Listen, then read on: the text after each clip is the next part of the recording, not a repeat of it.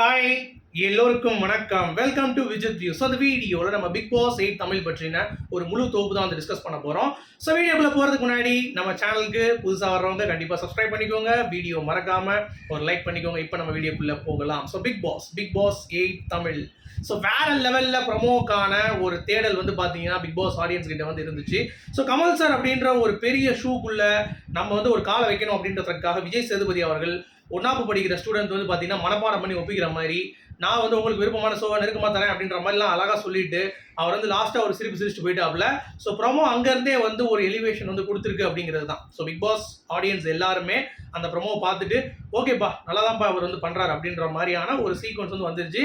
As a ரிவ்யூவராக வந்து எனக்கு இந்த ப்ரொமோ கண்டிப்பாக வந்து பார்த்தீங்கன்னா ஒரு ஃபேவரட்டான ஒரு ப்ரொமோவாக தான் வந்து இருக்குது அப்படிங்கிறது தான். அதாவது இது வரைக்கும் அந்த பிக் பாஸ் ப்ரொமோலேயே கொஞ்சம் மக்களை கன்சிடர் பண்ணி மக்கள் சொல்ற விஷயங்களை எடுத்து இவங்க வந்து அதை இம்ப்ளிமெண்ட் பண்றாங்க அப்படிங்கிறது மிக மிக மிக ஒரு சந்தோஷம். ஆனா ஷோல அதை பண்ணுவீங்களா பண்ண மாட்டீங்களா அப்படின்ற ஒரு கேள்வி இருக்குல்ல, அதை நீங்க பண்ணிட்டீங்கன்னா ஓகே, பட் பண்ணல அப்படின்னா திருப்பியும் வந்து பாத்தீங்கன்னா கமல் சாருக்கு விழுந்த அடி மாதிரி பல மடங்கு விழும் அப்படிங்கிறத நான் வந்து எச்சரிக்கை செஞ்சுக்கிறோம்.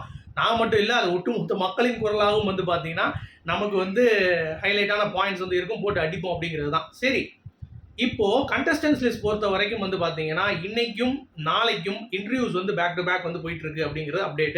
பட் எந்த ஹோட்டல் அப்படிங்கிறது இதுக்கு முன்னாடி வந்து நமக்கு அப்டேட்ல வரும். பட் இந்த வட்டம் வரல.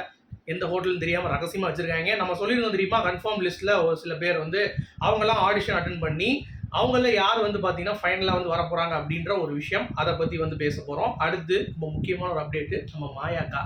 ஸோ மாயாக்கா ஒரு ட்வீட் வந்து போட்டிருக்காங்க. ஸோ என்ன பொறுத்த வரைக்கும் அவங்க ட்வீட்ல எல்லாமே வந்து பார்த்தீங்கன்னா உண்மை பேசியிருக்காங்க. ஆனால் அது அவங்களுக்கும் பொருந்தும் அப்படிங்கிறதையும் நம்ம சொல்லிக்கணும். ஸோ அது என்ன அப்படிங்கிறத பற்றி பார்க்க போகிறோம். அடுத்து புதுசாக வர கண்டஸ்டன்ட் லிஸ்ட் இது வரைக்கும் யார் யாரெல்லாம் உள்ளே போகிறாங்க அப்படின்ற லிஸ்ட்டும் வந்து நம்ம இந்த வீடியோவில் பார்க்க போகிறோம். So Bigg Boss 8 Tamil promo செமையாக லான்ச் ஆகிடுச்சு. வேற லெவலில் விஜய் சேதுபதி அவர்கள் வந்து பார்த்தீங்கன்னா இந்த எக்ஸ்பெக்டேஷன்ஸ் அப்படின்றத டவுன் பண்ணாமல் அட போப்பா இவன் வந்துட்டு என்னப்பா அப்படின்ற மாதிரி இல்லாமல் அழகாக வந்து மெட்டலைஸ் பண்ணி போயிட்டாரு. ஸோ விஜய் டிவி கொஞ்சம் காண்டு வந்து கமல் சார் மேலே இருந்ததுனால போன சீசன் கொஞ்சம் வந்து அதை காட்டியிருக்காங்க.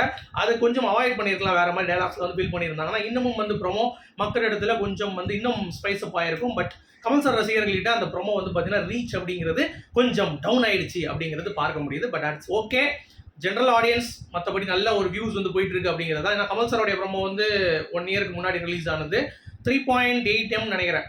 ஸோ இது வந்து இப்போ விஜய் சேதுபதி வந்தது வந்து பார்த்தீங்கன்னா 1.6 M, சரிங்களா? ஸோ அதனால் கொஞ்சம் ஓரளவுக்கு நெருங்கியாச்சு அப்படிங்கிறது தான். பட் இன்னமும் வந்து வளரணும் தம்பி அப்படின்ற மாதிரி நம்ம கண்டிப்பாக சொல்லி தான் ஆக வேண்டும். அடுத்து இந்த பிக் பாஸ்க்கான கான்செப்ட் என்ன, 2 வீடா 1 வீடா அப்படின்ற மாதிரி சொன்னீங்கன்னா கண்டிப்பாக 1 வீடு தான். இன்னும் மேலே 2 வீடு எவ்வளோ சொன்னீங்க அவனை அவ்வளோதான்டா அப்படின்ற மாதிரி டாஸ்க் வைக்க மாட்டீங்க எதுவும் வைக்க மாட்டீங்க அப்படின்ட்டு. இன்னொன்று தெரியுமா, ஸ்பான்சர்ஸ் யார் இருக்கா? பவர்டு வேல தான் வந்து பார்த்தீங்கன்னா கேஜி டைல்ஸே இருக்குது. மெயின் ஸ்பான்சர் இன்னும் பிக் பாஸ்க்கு கிடைக்கலங்கோ. அப்படி கிடைச்சிருந்தா அப்டேட் ஆயிருக்குங்கோ. ஏன்னா போன வட்டம் வந்து பார்த்தீங்கன்னா விம் லிக்விட் அப்படிங்கிறது மெயின் ஸ்பான்சர். பவர் பேயில் வந்து 2 இருந்துச்சு, வசந்தன்கோ இருந்துச்சு, விவேக்ஸ் ஏதோ இருந்துச்சு நினைக்கிறேன். 2 கோ ஸ்பான்சர் இருந்துச்சு. பட் இந்த சீசன் பொறுத்த வரைக்கும் ஒரே ஒரு பவர் பே தான் இருக்கு. மெயின் ஸ்பான்சர் யாரு? ஒருவேளை அன்னபூரணி சாம்பிராணி புகையா இருக்குமோ? இருந்தாலும் இருக்கலாம், பட் பார்க்கலாம். ஸோ ஸ்பான்சர்ஸ் வந்து அடி வாங்கினது அப்படிங்கிறது இந்த வட்டம் வந்து நம்ம சொல்லியிருந்தோம், அதை வந்து அடி வாங்கியிருக்கு அப்படிங்கிறத. மேபி இந்த ப்ரொமோலாம் பார்த்துட்டு கொஞ்சம் குஷியாகி பரவாயில்லப்பா ஏதோ பண்ணுறீங்க இந்தாங்க அப்படின்ற மாதிரி யாராவது ஒருத்தன் வந்தேன் அப்படின்னா நல்லா இருக்கும். ஸோ வெயிட் பண்ணி பார்க்கலாம். ஆனால் அதை வச்சு சம்மந்தமான டாஸ்க்லாம் வந்து உள்ளே இருக்கும் அப்படின்றதுனால ஸ்பான்சரே வராமல் அப்புறம் எப்படி டாஸ்க்கு? சும்மா வீட்டில் இருந்து பேசுங்க. சரி, அப்போ டாஸ்க்குனா நீ இவனை பற்றி நினைக்கிறேன்னு சொல்லு, சரி நான் அவனை பற்றி நினைக்கிறேன்னு சொல்கிறேன், அப்புறம் 2 பேரும் மாற்றி மாற்றி பேசிட்டு இருங்க, அப்படியே அடிச்சுக்கோங்க, வெளியே அடிச்சுப்போம். ஸோ அப்படியே ஜம்ப் பண்ணி போயிடலாம் அப்படிங்கிற மாதிரி நிறைய விஷயங்கள் வந்து பார்த்தீங்கன்னா பிளான் பண்ணுறாங்களா அப்படிங்கிறத நம்ம பொறுத்திருந்து தான் பார்க்கணும். ஸோ அதற்கு நம்ம கொஞ்சம் கால அவகாசம் தேவைப்படும், சரியா? இப்போயே நம்ம வந்து சொல்லிட முடியாது, ஓகேங்களா? இப்போ இந்த 2 நாள் நடக்கக்கூடிய இன்டர்வியூஸ்ல யாரெல்லாம் வந்து ஃபைனலாக செலக்ட் ஆகிறாங்களோ அவங்க வந்து உறுதியான போட்டியாளர்களாக வந்து வருவாங்க அப்படிங்கிறத நம்ம வந்து ஏற்கனவே சொல்லியிருந்தோம். ஸோ அதுக்கேற்ற மாதிரி இப்போ லிஸ்ட்ல வந்து யாரெல்லாம் பேர் இருக்கு அப்படின்னு சொல்லி பார்த்தீங்கன்னா முதல் லிஸ்ட்லேயே பவித்ரா ஜனனி அவர்கள் ஆடிஷன் வந்து போயிருக்காங்க அப்படிங்கிறது தான். So Pavithra Janani serial artist, ரொம்ப சைலண்டான ஒரு குணம். பட் இந்த ஷோக்கு அவங்க எப்படி என்ன கேட்டிங்கன்னா அதெல்லாம் உள்ளே வரும்போது அப்படி தான் சொல்லுவான், உள்ளே வந்து சும்மா அப்படியே வெளுத்து வாங்க மாட்டோமா அப்படின்ற மாதிரி அவங்க வந்து ஒரு ஃபீல் பண்ணுவாங்க அப்படிங்கிறது தான். ஸோ வெயிட் பண்ணி பார்க்கலாம். அடுத்து நம்ம ரிவ்யூவரின் சிங்கக்குட்டி எங்கள் அன்பு ரவீந்தர் சந்திரசேகர் அவர்கள் உள்ளே போகிறதாக ஒரு தகவல் வந்து இருக்குது அப்படிங்கிறது தான். ஸோ என்னை பொறுத்த வரைக்கும் ஒரு ரிவ்யூவராக சும்மா உட்காந்த இடத்துல எல்லா இடத்தையும் ஓட விடுறது அப்படிங்கிறது வந்து பார்த்தீங்கன்னா யாருக்கும் வந்து அந்தளவுக்கு வராது. ஸோ அது ஒரு எக்ஸ்பர்ட்டான ஒரு நபர் அப்படின்னு சொல்லி பார்த்தீங்கன்னா ரவீந்தர் தான். அவர் இந்த வட்டம் பிக் பாஸ்க்குள்ள ஆடிஷன் அட்டன் பண்ண போறாரு அப்படின்ற தகவல் கிடைச்சிருக்கு. இது வந்து 2வது கண்டஸ்டன்ட். 3வது பொறுத்த வரைக்கும் நம்ம ஏற்கனவே டிஸ்கஸ் பண்ணியிருக்கோம், தர்ஷா குப்தா அவர்கள். ஸோ 4 மணி எப்பயாவது ஒரு போட்ட போடுங்களேன் அப்படின்ற மாதிரி அந்த குரூப்ல வந்து பார்த்தீங்கன்னா கண்டிப்பாக இவங்களுடைய பேர் வந்து இருக்கும் அப்படிங்கிறது தான். ஸோ அவங்க இந்த வட்டம் பிக் பாஸ்க்குள்ள வர்றாங்க அப்படின்ற அப்டேட். அடுத்து வந்து ஒன்று அனுப்புனா எப்படி 2 அனுப்புவோம், அதுவும் இல்லாமல் ஒரு இப்போ பிரிஞ்சிருக்குல்ல ஒரு குடும்பம், அதை வந்து கொஞ்சம் வேற மாதிரி வெளியே வந்து இன்டர்வியூ கொடுக்க வைப்போம் அப்படின்ற மாதிரி 2 பேர் அனுப்புறாங்க. யாருன்னு பார்த்தீங்கன்னா அர்ணவ் அண்ட் அன்ஷிதா அக்பர் ஷா அப்படின்ற மாதிரி 2 பேர். ஸோ அவங்க 2 பேரில் யார் வந்து உள்ளே வந்து பிரச்சனை பண்ணி வெளியே இருக்கிறவங்க ரியாக்ட் பண்ணி, ஏன்னா வெளியே வந்து பார்த்தீங்கன்னா இப்போ தான் ஒருத்தர் வந்து நான் வாழ முடியாதுன்னு சொல்லிட்டு போயிருக்காரு. அவங்க 2 பேரும் க்ளோஸ் ஆனனால தான் இந்த பொண்ணுக்கும் பிரச்சனை அப்படின்ற மாதிரி சொல்லியிருக்காங்க. அது வந்து ஒரு ஆர்டிக்கலே போகுது. அர்ணவ் அக்பர் ஷா அன்ஷிதா, அப்புறம் வந்து இன்னொரு ஒரு பொண்ணு திவ்யா நினைக்கிறேன் அவங்க பேர். ஸோ இந்த 3 பேரும் ட்ரையாங்கிள் வெளியே இருந்து நம்ம ஏற்கனவே பிக் பாஸ் ஓடிடியில் பார்த்தோம்ல, அதே மாதிரி ஏதாவது நடக்குமா அப்படிங்கிறத நம்ம பொறுத்திருந்து தான் பார்க்கணும். ஸோ இதெல்லாம் வந்து லிஸ்ட்டில் வருது. அடுத்து வந்து சுனிதா குகாய். ஸோ குக் வித் கோமாளி நீங்கள் பார்த்துருப்பீங்க. ஸோ அதில் தமிழில் வந்து பார்த்தீங்கன்னா பாட்டு பாடுறேன் அப்படின்ற பேரில் அப்படின்ற மாதிரி என்னத்தையோ வந்து பாடிட்டு கண்ட கழுதையை வந்து பேசிகிட்டு இருக்கோம் அப்படிங்கிறது தான். அந்த பெண்மணி உள்ளே இறங்குவதற்கான வாய்ப்புகள் இருக்குது அப்படின்றாங்க. அப்புறம் நம்ம பாரதி கண்ணம்மாள் நடித்த அருண் உங்களுக்கு தெரியும். ஸோ அவர் வந்து பழைய கண்டஸ்டன்ட் வின் பண்ண கண்டஸ்டன்டோடைய ஒரு பாய் ஃப்ரெண்டாக வந்து வேலை பார்த்துட்டு இருக்காரு. ஸோ அவர் உள்ளே வந்தாருன்னா எப்படி இருக்கும் அப்படிங்கிறது தான் வந்து கான்செப்ட். ஸோ இதெல்லாம் வந்து ஓரளவுக்கு உறுதியான கன்ஃபார்ம் கண்டஸ்டன்ட் தான். அடுத்து நம்ம இந்த லிஸ்ட்டில் வந்து ஃபரினாவை சொல்லலாம், அடுத்து டிடிஎஃப் சொல்லலாம், அடுத்து சோயாவை சொல்லலாம். இவங்களாம் வந்து ஆடிஷன்ஸ் அட்டன் பண்ணியிருக்கதா வந்து தகவல் வந்து நமக்கு வந்து வந்திருக்கு அப்படிங்கிறது தான். ஸோ இதில் யாரெல்லாம் வந்து உள்ளே வர போகிறாங்க அப்படின்ற விஷயம் இருக்குது. அப்புறம் எக்ஸ் கண்டஸ்டன்ட்லேருந்து 2 பேர் இல்லை 3 பேர் அப்படின்றது இப்போ வரைக்கும் நமக்கு கிடைத்த ஒரு தகவல். ஆனால் அது வந்து ஒர்க் அவுட் ஆகுமா, ஏன்னா புதுசு ஆட்டும் புதுசு ஆட்டம் புதுசுன்றாரு, அப்போ கண்டஸ்டன்ட் மட்டும் எப்படி பழசு, அதுலேயும் புதுசு தானப்பா அப்படின்ற மாதிரி நீங்கள் கேட்குறது புரியுது. மேபி அது வந்து இருக்கலாம் அப்படிங்கிறது தான். இதெல்லாம் வந்து நான் சொன்னது உங்களுக்கு வேற லெவலில் இருக்கும் நினைக்கிறேன் இவ்வளோ லிஸ்ட்டு. பட் இதுக்கு போக நிறைய பேருடைய லிஸ்ட்டும் இருக்குது. வினோத் பாபு அவர்கள் சீரியல் ஆக்டர். அடுத்து வந்து பார்த்தீங்கன்னா காவியா அருள்மணி பாண்டியன் ஸ்டோர்ஸ் நடித்தவங்க. அடுத்து விஜே ஆஷிக்.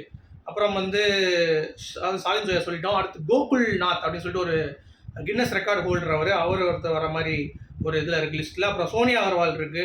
அப்புறம் வந்து பார்த்தீங்கன்னா ஆக்டர் பார்த்திபன் அவர்கள் வந்து கேட்டுட்டு இருக்கிறதா அவருக்கு. அப்புறம் மாதம்பட்டி ரங்கராஜ் அவர்கள் கேட்டுகிட்டே இருக்க மாதிரி வந்து அப்டேட் வருது. அப்புறம் கார்த்திக் குமார் அவர்கள், ஸோ நான் ஏற்கனவே சொன்ன மாதிரி ஸ்டாண்டப் காமெடின்னு அவரும் வந்து உள்ளே வரார் அப்படின்ற மாதிரி. அப்புறம் அந்த ஆசை கூட கட்சி சேர அந்த 2 பெண்களில் ஒரு ஆள் வந்து உள்ளே வர்றதுக்கான ஆப்பர்ச்சுனிட்டி இருக்குது அப்படிங்கிறது தான். அப்போ இந்த லிஸ்ட்லாம் பார்க்கும் பொழுது அப்போ வழக்கம் போல விஜய் டிவி ஆர்டிஸ்ட் தானா, அப்புறம் எங்க சீசன் ஆட்டம் புதுசு ஆளும் புதுசுன்றீங்க, ஆளு பழசு தானப்பா அப்படின்ற மாதிரி கேட்டிங்கன்னா இது வந்து விஜய் டிவி லிஸ்ட் மட்டும் தான் நமக்கு வந்து கையில் வந்திருக்கு. ஆனால் இது போக ஒரு 10 பேர் வந்து எடுப்பாங்க, காமனரு, டிரான்ஸ்ஜெண்டர்ஸு, அந்த மாதிரி ஒரு லிஸ்ட்டில் வந்து ஒரு 10 பேர் இருப்பாங்க. ஸோ அவங்களோட லிஸ்ட் வந்து பார்த்தீங்கன்னா இன்னும் நமக்கு போகும், ஆடிஷன் அட்டன் பண்ணிட்டு அடுத்த ரிசல்ட்ஸ் வரும்ல, அதில் நமக்கு வந்து பேர் கிடைக்கும். அது வந்து விடங்கள் ஏதாவது வந்து ரிலீஸ் ஆகும், அதில் நான் அவங்களுக்கு அப்டேட் வந்து கொடுக்குறேன். ஓகேவா. அடுத்து மாயாக்கா. ஸோ மாயாக்கா பொறுத்த வரைக்கும் என்னக்கா நீங்கள் இப்படி பண்ணுறீங்கக்கா அப்படின்ற மாதிரி தான் நம்ம கண்டிப்பாக சொல்லி ஆகணும். ஏன்னா அந்தளவுக்கு மனசை பாதிக்கிற அளவுக்கு ஒரு ட்வீட்டை போட்டு அந்த அக்கா வந்து பாராப்படுத்திவிட்டாங்க. ஸோ ஃபர்ஸ்ட் வந்து பார்த்தீங்கன்னா மக்கள் செல்வன் விஜய் சேதுபதி அவர்களுக்கே ஒரு கேள்வி எழுப்பியிருக்காங்க அப்படிங்கிறது தான். அதாவது இந்த சீசன் பொறுத்த வரைக்கும் நீங்கள் கமல் சார் பயங்கரமாக ஓட்டிட்டீங்க, ஆனால் அது உண்மை கிடையாது அப்படின்ற மாதிரி ஒரு விஷயம் வந்து ஸ்ட்ராங்காக சொல்லியிருக்காங்க. ஸோ ஃபர்ஸ்ட் வந்து பார்த்தீங்கன்னா மக்கள் செல்வனுக்கு வந்து ஒரு வாழ்த்துக்கள் சொல்லியிருக்காங்க, செம்மையாக பண்ணுறீங்க, இது வந்து பயங்கரமான ப்ரோமோ அப்படின்ற மாதிரி சொல்லிட்டு நான் 2 தான் பேசணும் உங்ககிட்ட, சரியா. பிக் பாஸ் வந்து ஒரு டிவி ஷோ, என்டர்டைன்மெண்ட் படி சொல்லியிருக்கோம், என்டர்டைன்மெண்ட் தான் அப்படின்ற மாதிரி வந்து சொல்கிறாங்க, சரியா. அப்புறம் it's not a moral judgement on who is good and bad அப்படின்றாங்க. ஏமா மாயா கிருஷ்ணன், நீங்கள் பிக் பாஸ் ஷோ பார்க்குறியா இல்லையா? இந்த Bigg Boss show is a reality show, it's not an entertainment show, it's entertain plus reality. உங்களுடைய ரியாலிட்டி என்ன அப்படிங்கிறத பார்க்குறது தான் மக்கள் வந்து உட்காந்துருக்கான். நீ என்ன ரியாக்ட் பண்ணுற, நீ எப்படி கோவப்படுற, நீ எப்படி வந்து சந்தோஷப்படுற, நீ எப்படி வந்து முதுல குத்தாமல் விளையாடுறியா, நீ துரோகம் பண்ணுறியா, நீ பேக் பைட் பண்ணுறியா, அந்த மாதிரி ஏகப்பட்ட விஷயங்கள் பார்த்துட்டு தான் முடிவு பண்ணுறாங்க. இந்த ஸ்டேட்மெண்ட்டே தப்பு.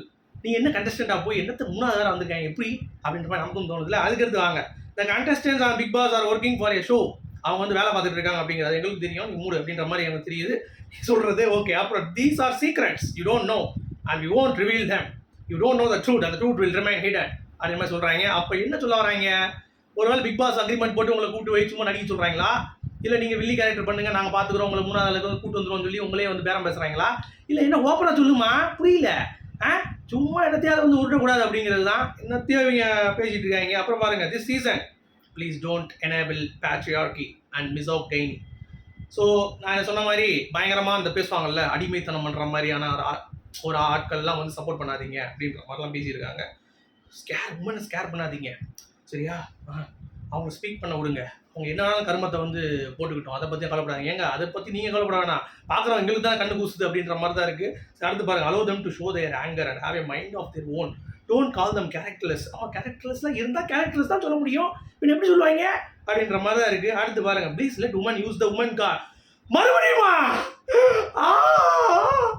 உமனை காலா ஆத்தா விட்டுறாத்தா, போதும். திருப்பியுமா? மீண்டுமா?